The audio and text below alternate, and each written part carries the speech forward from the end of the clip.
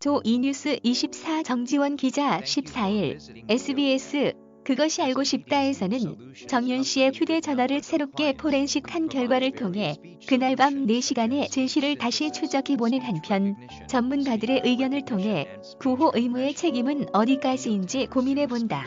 2019년 8월 남편 김영훈 씨는 퇴근 후 귀가하지 않은 아내 서정윤 씨를 기다리며 새벽 내내 전화를 걸었다. 밤새 수십 번의 전화를 했으나 연결되지 않았다. 다음 날 아침 7시 무렵 겨우 연결되었지만 전화를 받은 것은 정윤 씨가 아닌 응급실 의사였다. 남편은 정윤 씨가 사망한 채로 병원에 왔다는 이야기를 듣게 된다. 사인은 비외상성 뇌출혈로 타살의 흔적은 없었다고 한다. 그런데 상식적으로 이해되지 않는 아내의 죽음. 아내 정윤 씨는 위아래 속옷도 없이 겉옷만 입은 채 직장 근처 공터차 안에서 숨져 있었다고 한다. 차 뒷좌석에서 쓰러져 있던 정윤 씨를 병원에 데려간 사람은 10여 년을 함께 근무한 직장 상사 조 씨였다. 우연히 토요일 이른 아침에 정윤 씨를 발견했다는 조 씨. 하지만 경찰 조사 결과 그는 정윤 씨를 우연히 발견한 것이 아니라 그 전날부터 11시간 동안 함께 있었다는 것이 밝혀졌다.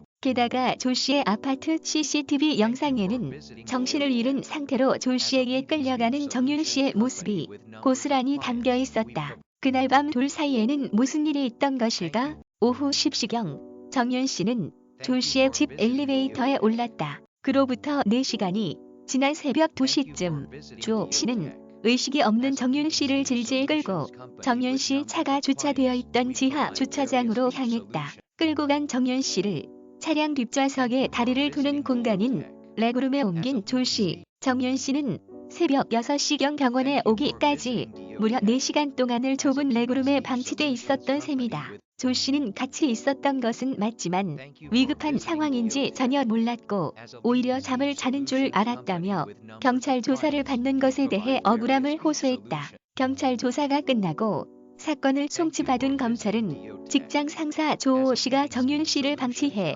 사망에 이르게 했다고 판단해 조 씨를 부작위로 인한 살인 혐의로 기소했다. 그리고 올해 6월 1심 판결이 내려졌는데 검찰의 기소 내용에 대해 재판부는 조 씨에게 무죄를 선고했다. 조 씨의 진술에 따르면 그의 집에서 정윤 씨가 구토를 시작한 시간은 밤 11시경. 재판부는 새벽 2시경 엘리베이터와 지하 주차장에서 찍힌 CCTV 영상을 근거로 볼 때 정윤 씨가 이미 사망에 이르렀다고 판단했고 따라서 조 씨가 정윤 씨의 사망과 인과관계가 없다며 무죄로 판결한 것이다. 하지만 조 씨의 아파트 CCTV 영상을 확인한 남편 영훈 씨는 아무리 생각해도 아내의 직장 상사 조 씨의 행동을 이해할 수 없었다. 그날 밤 10시부터 새벽 2시까지 집안에서 4시간 동안의 일은 둘만이 아는 상황. 재판에서 다뤄야 할 그날 밤의 재구성은 오직 조 씨의 진술을 토대로 추측할 수밖에 없었다.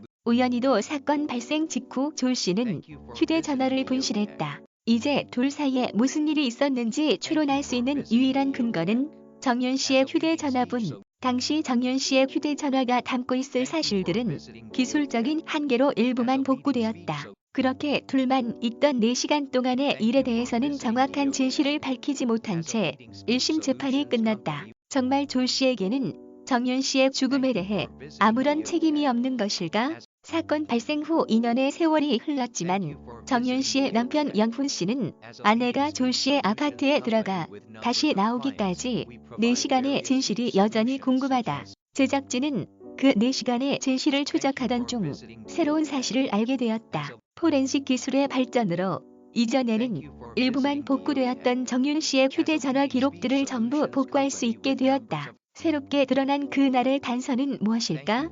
그리고 그날 밤 정윤 씨에게는 무슨 일이 있었던 것일까? 14일 오후 11시 10분 방송 정지원 기자